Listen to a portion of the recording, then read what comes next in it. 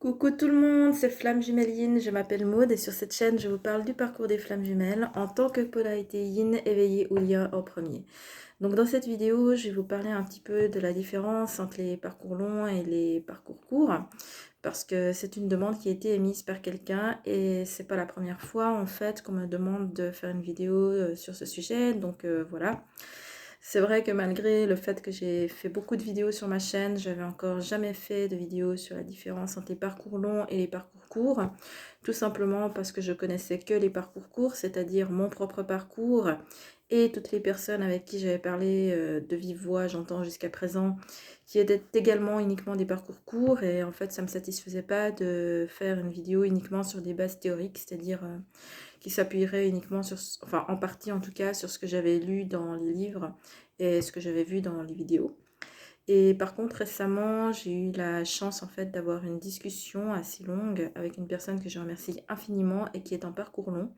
Et donc, ça m'a permis en fait en discutant, de mieux appréhender ces différences que jusqu'à présent je connaissais essentiellement sur le plan théorique. Donc déjà, pour commencer, un parcours court, il est plus court. Donc un parcours long peut durer 10, 20, parfois 30 ans pour certaines personnes. Et mon chat qui vient de grimper sur la table alors qu'il a l'interdiction absolue. Voilà, je viens de descendre. Donc les parcours longs peuvent durer jusqu'à plusieurs décennies. Les parcours courts, ça peut durer, je dirais pas jusqu'à dire quelques mois parce que... Enfin, sans doute c'est possible, mais moi j'aurais plutôt dit spontanément là, quelques années. Maintenant, ça ne veut pas forcément dire que tous les parcours courts vont être en réunion plus vite. En tout cas, je ne le pense pas. Mais quand on dit parcours court, ça veut plus dire en fait que l'évolution sur le chemin de flamme jumelle, en fait, elle se fait de manière beaucoup plus rapide et condensée. Et ça, effectivement, en discutant avec cette personne en parcours long, j'ai pu appréhender plus les différences parce qu'effectivement, dans le parcours long, il y a tout qui prend beaucoup de temps, enfin en tout cas de mon point de vue. Pour donner un exemple, moi j'ai eu une nuit noire de l'âme qui a duré 1 an et demi. J'avais trouvé ça déjà interminable parce que la nuit noire de l'âme, moi j'avais vraiment l'impression de crever à chaque seconde en fait. À chaque seconde j'avais l'impression de crever en fait et ça a duré 1 an et demi, voire 2 ans. La personne avec qui j'ai discuté, cette nuit noire de l'âme, elle a duré 7 ou 8 ans. Donc voilà, c'est pas du tout comparable. Et du coup, comme ça, toutes les étapes dans les parcours longs, en fait, il y a tout qui prend beaucoup de temps, alors que pour les parcours courts, effectivement, il y a des évolutions, des étapes qui se font de manière extrêmement contractée. Donc, par contre, même si j'ai pas évidemment de comparatif et que du coup j'aime pas le dire, mais j'ai l'impression que c'est quand même le cas, c'est que tout est contracté et tout est extrêmement intense. Parfois aussi, il y a des évolutions, des prises de conscience qui se font de manière extrêmement rapide. Il y a des autres personnes sur la toile qui répètent que on ne peut pas évoluer en quelques mois, que ça sert à rien de rappeler son coach ou son médium plus tôt que tous les quelques mois, etc., etc. Mais malgré tout, moi je pense que pour les personnes en parcours court, parfois 3 semaines, un mois, il peut y avoir une évolution, une prise de conscience majeure. Donc après, évidemment, pour vérifier si la libération qu'on a potentiellement effectuée, est-ce qu'elle est vraiment implantée dans la vie quotidienne? Donc à ce moment-là, effectivement, il faut laisser du temps à la vie quotidienne pour qu'elle ait lieu, parce que malgré tout, qu'on soit parcours court ou parcours long, les journées font 24 heures pour tout le monde. Donc pour vérifier les résultats en fait de son évolution dans la matière, ça, il faut quand même laisser du temps au temps. Mais c'est vrai qu'il y a des prises de conscience, des libérations qui peuvent se faire de façon très rapide pour les parcours courts. Moi-même, j'en parle plusieurs fois, mais récemment, j'avais eu cette histoire avec la blessure d'injustice et que ça a failli me fracasser. Et en fait, ça a été l'affaire d'une semaine pour que je conscientise le problème. Ensuite, ça a été l'affaire d'une journée pour que je fasse le gros de la libération par rapport à cette blessure d'injustice. Et ensuite, ça a été l'affaire de quelques semaines pour que je termine les libérations par rapport à la blessure d'injustice. Principalement pour que, au fil de la vie quotidienne, je constate, parce que je repérais maintenant l'activation de la blessure d'injustice, quelques semaines durant lesquelles j'ai constaté les activations de la blessure d'injustice et en fait avec le temps ces activations ont disparu et ça a été l'affaire de quelques semaines. Donc maintenant ça fait quelques mois que cette histoire a eu lieu et je me sens plus du tout impactée par la blessure d'injustice. Il y a juste des fois où je me dis tiens dans cette situation autrefois j'aurais réagi de cette manière-là et sinon c'est réglé. Donc voilà, ça, sur les parcours courts en fait ça peut quand même être des évolutions assez rapides. Aussi, je pense que ça me paraît logique, enfin c'est une supposition de ma part, mais c'est juste que pour ma part ça a l'air, c'est logique. Je pense que les parcours courts en fait ont plus de probabilité d'être des personnes jeunes maintenant, donc à l'heure où je tourne cette vidéo en 2021, parce que les parcours longs, ça a pris plusieurs années souvent, donc je pense que c'est plus souvent des gens qui vont être dans la quarantaine, dans la cinquantaine ou plus, qui vont être en parcours long. Il y a aussi des gens jeunes qui ont été en parcours long. Récemment, j'avais été en contact avec une jeune flamme jumelle avec qui j'ai parlé, bisous si jamais tu te reconnais, qui a, je sais plus ton âge, j'ai oublié, je suis désolée, donc 25 ans ou quelque chose comme ça. Et en fait, cette personne étant en parcours long, parce qu'effectivement, elle a été reconnectée pendant son enfance. Donc c'est possible aussi d'être jeune et d'être en parcours long. Mais voilà, statistiquement, les personnes qui sont dans la vingtaine, dans la trentaine, et qui ont été reconnectées plutôt dans leur adolescence ou fin d'adolescence, ou en étant adulte, à ce moment-là, ça va plutôt être des parcours courts. Enfin, je pense. Mais une fois de plus, tout ce qu'on dit en théorie sur le parcours de flamme jumelle, c'est des statistiques, c'est pas forcément la vérité absolue. Donc voilà pourquoi il faut toujours garder du recul et du discernement. Donc ensuite, une grande différence qu'il y a entre les parcours longs et les parcours courts, c'est que par rapport au profil chaser et runner, donc les polarités yin et les polarités yang, les parcours longs, autrefois, c'était vraiment des caricatures de chaser et des caricatures de runner. C'est-à-dire que vous prenez la théorie que vous pouvez lire n'importe où, par exemple dans les vidéos de Fabien Marchand, et le chaser, c'était exactement ça, le runner, c'était exactement ça en termes de profil et de personnalité. C'était vraiment presque comme des grosses caricatures, c'est-à-dire que limite on lisait le truc et on avait une révélation parce que c'était le portrait de sa vie en fait. Donc c'était des profils de personnalité qui étaient extrêmement tranchés. Encore qu'il y a certaines personnes en parcours long qui se sont crues chaser, qui ont cru récemment être, qui ont cru longtemps être chaser et qui ont conscientisé tardivement avoir été runner. Donc pour citer quelques noms, c'est le cas de Pascal Montagnac, d'Anne-Laure Schmitt, sauf évidemment si elles auraient changé d'avis entre temps, Denis Morizard aussi, parce que si j'ai bien compris son histoire dans ses vidéos, il a rencontré une fausse flamme jumelle et donc il a cru être chaser alors qu'en réalité il était runner mais avec une autre personne.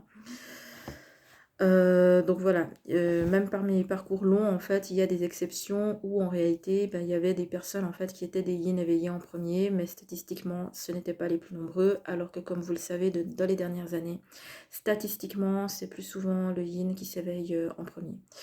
Donc, j'ai juste terminé mon explication d'avant et revenir sur ça après. Autrefois, en fait, les profils chaser et runner, ils étaient extrêmement tranchés. Et dans les parcours courts, en fait, c'est plus aussi net parce que il y a deux phénomènes. Donc, tout d'abord, il y a eu un phénomène de précompensation. C'est-à-dire que les personnes, en fait, ont commencé à évoluer vers l'autre profil avant la rencontre avec le jumeau. Ce qui fait qu'au moment de la rencontre avec le jumeau, ils étaient déjà plus complètement chaser et plus complètement runner. Donc, souvent, les gens qui sont en parcours court, au moment où ils ont rencontré leurs jumeaux et donc également au moment où ils ont commencé pour la plupart à essayer de se renseigner sur le parcours de flamme jumelle, ils n'avaient plus les caractéristiques du chaser et du runner, mais ils avaient un mélange en fait de caractéristiques et ça c'était pour beaucoup dû au phénomène de précompensation qui faisait que par exemple dans les 3-4 dernières années on avait commencé à tout d'un coup à fonctionner. Enfin, pas tout à coup, parce que c'était plutôt progressif, mais tout d'un coup, on a pu se mettre à fonctionner comme l'autre polarité. Ensuite, le deuxième phénomène, peut-être que ça a pu exister pour les parcours longs aussi, mais en tout cas, pour les personnes en parcours court avec qui j'ai eu des contacts, ça a beaucoup existé, en tout cas chez les parcours courts, c'est qu'il a pu y avoir, même au cours de l'enfance, voire de la petite enfance pour certaines personnes, il a pu y avoir la construction d'un faux self de l'autre polarité. Donc, Évidemment, ça pourrait être plus proche, on va dire, des caractéristiques de la polarité yin de faire ça, parce que la polarité yin, elle est en suradaptation, et il y a beaucoup de yin, donc de runners, qui au cours de leur enfance, dû à la pression de leur entourage familial, de leurs profs ou de je sais pas qu'est-ce qu'il y avait d'autre autour d'eux, mais en tout cas, ils ont été forcés en fait à se faire un faux self de yang, et du coup, bah, ces personnes fonctionnent de manière très yang à l'extérieur, alors qu'en fait, en termes de gestion interne, en termes de la façon dont elles gèrent à l'intérieur, bah, ça reste des yin à l'intérieur. Et du coup, il faut vraiment se méfier de ça. Donc, j'ai fait 2-3 vidéos en fait sur comment s'identifier en tant que chaser ou en tant que runner, parce qu'il y a beaucoup de gens qui se trompent à cause de ça, que les profils chaser et runner par beaucoup de personnes sur YouTube ont été définis sur le plan comportemental. Alors qu'en fait, c'est vrai que statistiquement, si on est yin à l'intérieur, il y a de très fortes probabilités qu'on ait un comportement de yin à l'extérieur aussi, mais c'est pas toujours vrai parce qu'il y a énormément de personnes en fait qui ont été obligées de se suradapter au cours de leur enfance en adoptant un faux self de l'autre polarité. Donc on peut être yin à l'intérieur et yang à l'extérieur. Et du coup, ça aussi, ça peut être un mélange de caractéristiques où après les gens savent pas trop où se situer. Mais je le répète encore une fois, c'est la façon dont on gère son émotionnel à l'intérieur qui définit en fait votre polarité et non l'éventuel comportement que vous montrez à l'extérieur, en tout cas beaucoup moins. Ce qu'il faut savoir aussi, c'est que si le yin, donc le runner, a construit un faux self de yang, il y a de très fortes probabilités qu'en face, l'autre personne, elle ait un faux self de yin. Donc, si vous regardez vraiment que le comportement, c'est vraiment possible de mal définir en fait les profils de polarité à l'intérieur du binôme de flammes jumelles. Donc, il faut vraiment regarder la gestion interne et pas uniquement le comportement. Et une autre grande différence, évidemment, entre les profils yin, entre les parcours courts et les parcours longs, c'est que depuis environ aux alentours de 2015, donc il n'y a pas tout le monde qui est d'accord sur la date, mais à peu près les reconnexions à partir de 2015, statistiquement, de plus souvent, c'est le yin, donc le runner, qui s'est éveillé en premier. Et ça reste des statistiques, c'est pas du tout une vérité absolue, donc même chez les parcours longs, c'est arrivé que des runners s'éveillent en premier. Du coup, même chez les parcours courts, il y a encore parfois des chasers qui s'éveillent en premier. Malgré tout, beaucoup de gens se trompent de polarité à cause de la théorie qui avait été donnée autrefois sur YouTube et qui disait que le chaser s'éveillait en premier dans la relation flamme jumelle.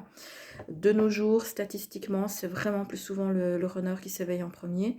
Que ce runner, il est beaucoup exposé à des théories qui répètent toutes que le chaser s'éveille en premier. Et si en plus ce runner a un faux self de chaser, ou que ce runner a un faux self tout court et qu'il est dans le déni tout simplement, c'est vraiment possible, et c'est le cas de beaucoup de runners qui s'éveillent en premier, de mal définir sa polarité et de s'identifier à tort comme chaser.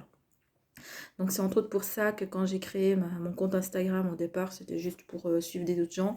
Et après, j'ai commencé à mettre du contenu. Actuellement, je suis en train de refaire en fait un condensé des explications des caractéristiques du runner. Donc j'ai déjà eu une personne qui m'a dit qu'elle s'était peut-être trompée de polarité. Donc voilà, ça fait plaisir parce que je crois que ça fait vraiment partie, en tout cas d'une partie de ma mission, d'aider les yin à comprendre qui ils sont, c'est-à-dire des yin, pour leur permettre en fait d'avancer de façon correcte sur le parcours de flammes jumelles, parce que aussi longtemps qu'on se trompe de polarité, on va compenser dans le mauvais sens, et ça peut vraiment nous ralentir sur le parcours. Donc pour moi, je le répète encore une fois, c'est important d'identifier sa polarité. Il y a des gens qui purifient toutes les blessures avant d'identifier leur polarité correctement. C'est un parcours qui existe, mais je pense vraiment qu'à un moment donné, connaître sa vraie polarité, c'est important. Donc voilà, dans les parcours courts, statistiquement, c'est plus souvent le runner qui s'éveille en premier. Aussi parce que les parcours courts, pour la plupart, ils ont été reconnectés récemment. Donc c'est pour ça que ça va un peu ensemble.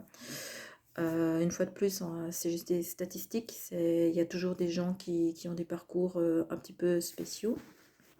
Et sinon, ensuite, ce que j'ai cru aussi observer chez beaucoup de parcours courts, c'est qu'on n'a pas forcément vécu dans l'ordre, en fait, les étapes classiques, entre guillemets, du parcours de flamme jumelle.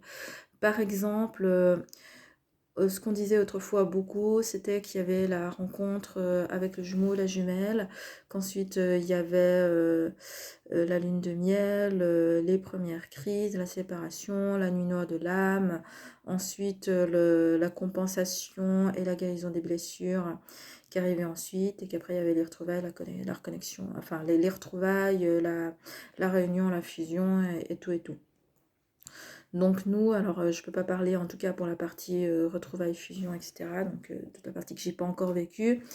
Mais sinon, pour mon expérience et pour ce que j'ai pu aussi discuter avec des autres gens, dans les parcours courts, j'ai l'impression que c'est fréquent qu'on ait vécu les étapes dans le désordre. Par exemple, les parcours courts, on est beaucoup à avoir vécu la nuit noire de l'âme avant la rencontre avec le jumeau. Donc évidemment, on peut jouer sur les mots et dire que c'était pas la nuit noire de l'âme, mais que c'était des étapes préparatoires avec des événements semblables à la nuit noire de l'âme, blabla. Pour moi, c'était quand même la nuit noire de l'âme. Et au moment de la séparation avec le jumeau ou la jumelle, généralement, il y a une autre nuit noire de l'âme. Donc, c'est tout à fait possible de faire plusieurs nuits noires de l'âme. Par contre, c'est vrai que quand on a plusieurs nuits noires de l'âme, ben, les suivantes, en fait, elles sont moins longues et moins intenses que la première. La première, c'est vraiment une déconstruction, en fait, de tout ce qu'on a dans la vie, où souvent on perd tout ce qu'on possède, tout ce en quoi on croyait, il y a tout qui s'effondre. Bref, c'est une période qui est vraiment affreuse. Et la nuit noire de l'âme, ben, pour beaucoup, elle a eu lieu avant la rencontre avec le jumeau, et dans certains cas, on a rencontré notre jumeau, notre jumelle pendant la nuit noire de l'âme, pendant que lui-même était en train de faire la sienne. Aussi, en tout cas, ça a été mon cas, donc je sais pas si c'est le cas des autres gens parce que c'est quelque chose dont j'ai pas parlé avec des autres, donc n'hésitez pas à témoigner en dessous de cette vidéo si jamais vous entrez dans cette configuration, pour me dire que je suis pas toute seule. Mais pour ma part, il y a pas mal des blessures en fait que j'ai expérimentées et guéries avant la rencontre avec mon jumeau. Donc par exemple la blessure d'abandon, moi je l'ai expérimentée bien sûr quand j'ai été abandonnée à la naissance, mais surtout c'est une blessure que j'avais déjà réglée avec différents thérapeutes avant la rencontre avec mon jumeau, d'où le fait que guérir la blessure d'abandon n'a pas fait partie de mon chemin en tant que flamme jumelle, en tout cas pas depuis la reconnexion. Après, bien sûr, si on part du principe qu'on se prépare depuis la naissance, à ce moment-là, ben oui, ça fait partie de mon parcours. Ensuite, après ça, je pense que c'est peut-être dû au fait que je suis flamme jumelle universelle, et que j'ai une mission d'enseignement, mais il y a énormément en fait comment dire, d'expérience de l'autre polarité que j'ai également vécu avant la rencontre avec le jumeau, donc notamment la blessure d'abandon et le réglage entre guillemets de la blessure d'abandon, mais aussi tout ce qui est de l'ordre de la dépendance affective en couple, et bien sûr le fait d'être abandonné par son partenaire.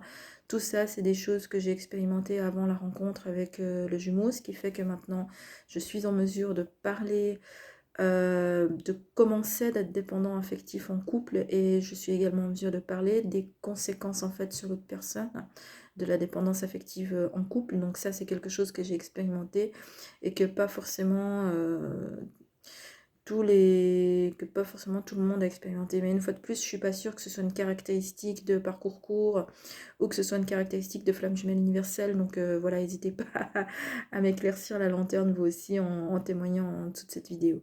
En tout cas, moi, je peux constater qu'il y a beaucoup d'expériences en fait de l'autre polarité que j'ai vécu avant la reconnexion avec mon jumeau.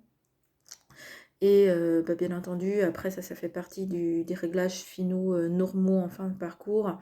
Mais récemment, je vous ai un petit peu parlé du switch et de l'excès de compensation. Donc ça, le fait d'être dans l'excès de yang, c'est quelque chose que j'ai expérimenté. Donc déjà, en fin d'année passée, quand ma mère est partie en EHPAD, mais Là, c'était vraiment les événements de vie qui avaient conduit à ça parce que j'avais juste vraiment trop. Et par contre, ce qui s'est passé dans les dernières semaines, c'est que je me suis mise toute seule en excès de compensation et donc en excès de yang. Et puis voilà, donc ça, à un moment donné, quand on passe de façon excessive dans l'autre polarité, ça, je crois que ça arrive beaucoup à beaucoup de personnes en fait en fin de parcours. Parce que on compense, on compense, on compense pour atteindre l'équilibre, et tout d'un coup on s'aperçoit qu'on est de l'autre côté de la ligne. Donc voilà, dans ce genre de cas, il faut revenir à l'équilibre. Oui, mon chat, il y a mon chat qui miaule parce qu'il veut des câlins. Donc voilà, je suis allée chercher mon chat pour lui donner ses câlins. Et puis c'est un petit peu l'occasion pour moi de vous présenter un autre de mes chats parce que vous voyez toujours le même. Donc voilà, je vous présente Gali. C'est une Bengale Snowmink, elle est trop belle. Et puis voilà, je vais lui faire un peu des câlins et puis je reprendrai cette vidéo après. Bon, alors je vais quand même reprendre avec encore le chat sur les genoux. Donc, bon, en fait, en vrai, j'ai quasiment terminé. Donc, c'est pour ça que je vais gentiment m'orienter vers la fin de cette vidéo. Donc, bah voilà, en fait, pour ce que c'est les principales caractéristiques, je pense, entre la différence entre les parcours longs et les parcours courts. Donc, pour les résumer en bref, donc, il y a eu les parcours courts ont été reconnectés statistiquement le plus souvent après 2015. C'est plus souvent le runner qui s'éveille en premier, même s'il peut ne pas s'en apercevoir tout de suite parce que, un, il est éveillé en premier, deux, le chaser est généralement évitant. Une fois de plus, allez voir la vidéo de Denis Morizard, Chaser et Runner évitant, pour entendre parler du runner éveillé en premier avec Chaser évitant, parce que c'est vraiment une excellente vidéo qui vous donnera des clés supplémentaires. Donc on a été éveillé en premier. Souvent les étapes ont pas forcément été faites dans l'ordre. Elles n'ont pas été longues évidemment. Souvent les étapes ont été condensées de manière très intense. Et quand il y a eu au moment de la rencontre, donc il a pu y avoir une précompensation. Et ça a fait qu'au moment de la rencontre, souvent il y avait un mélange de polarités. Et c'est pas rare que même si les polarités étaient tranchées à la base, qu'après il y a eu cette compensation qui a un peu mélangé les caractéristiques. Il a pu aussi y avoir une évolution d'un faux self. Il a aussi pu y avoir la construction en fait d'un faux self de l'autre polarité qui même a pu être implanté depuis très longtemps. Et ça, généralement, quand ça a eu lieu chez l'un, ça a eu lieu chez l'autre aussi. Et puis voilà.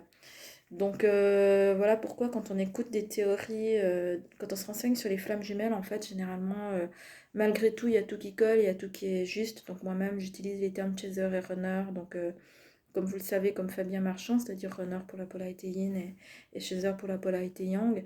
Et je les utilise parce que j'estime que c'est des termes qui sont appropriés, en tout cas dans leur vrai sens, et pas dans le sens par lequel ils ont été déformés par la suite. Parce que si vous écoutez bien toutes les vidéos de Fabien Marchand, vous entendrez qu'il a jamais dit que runner ça voulait dire fuyant et que chaser ça voulait dire chasseur. Donc c'était plus des termes qui étaient liés à un fonctionnement cognitivo-comportemental. Et donc pour ma part, je considère que ces termes restent appropriés parce que c'est vrai que au niveau de la gestion interne à l'intérieur, eh ben, les profils malgré tout, il reste marqué et que moi-même, donc j'ai été une runner avec un faux self de chaser et que pour autant de faire la compensation en construisant les polarités yang, ça m'a aidé à m'équilibrer. Parce qu'en fait, quand on fait semblant d'être yang, on n'a pas réellement en fait la polarité yang qui est développée. Donc voilà pourquoi le fait de, même si on a été précompensé, le fait de faire un parcours où on continue de manière active à essayer d'évoluer vers l'autre polarité, ça reste important parce que quand on travaille uniquement sur les blessures et les peurs, on travaille sur un seul des axes de travail en fait de la flamme jumelle. Donc rééquilibrer le yin et le yang en soi, selon moi en tout cas, je pense vraiment que ça reste très important. Voilà, mon chat est parti. Donc sur ce, je vous remercie de m'avoir écouté. Je vous souhaite tout de bon. N'hésitez pas à m'apporter vos témoignages en dessous de cette vidéo. Ça me fera plaisir de vous lire. Mettez des pouces si vous avez aimé. Et je vous dis à bientôt dans une prochaine vidéo. Prenez soin de vous. Ciao, ciao, bye bye. Bisous, bisous, je vous aime.